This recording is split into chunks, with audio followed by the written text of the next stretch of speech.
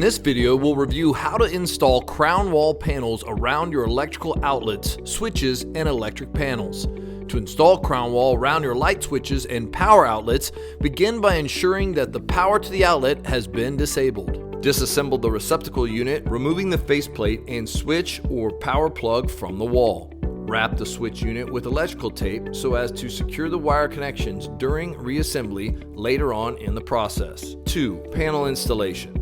Install panels on the wall as per normal procedure. Once the electrical outlet or switch opening has been reached, measure and mark the area over the receptacle opening. This area will be cut out. 3. Cutting. Cut out the marked panel sections with an oscillating saw or jigsaw. Install the panels around the electrical outlet or switch opening.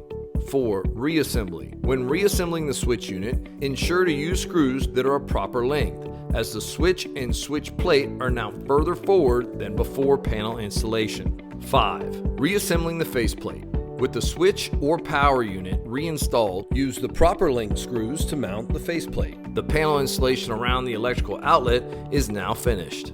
You may also need to install around your electrical panel. To achieve the best results, you'll need to make a frame around the electrical box.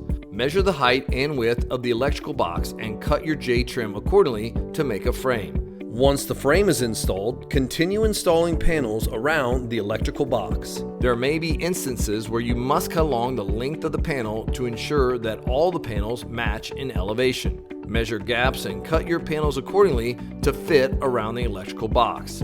Once your panels are cut to the correct lengths, refer back to step 5 on installing panels if needed. CrownWall panels make it easy to store and organize almost anything in your garage. Garage Royalty creates stunning garage products tailored to your exact needs.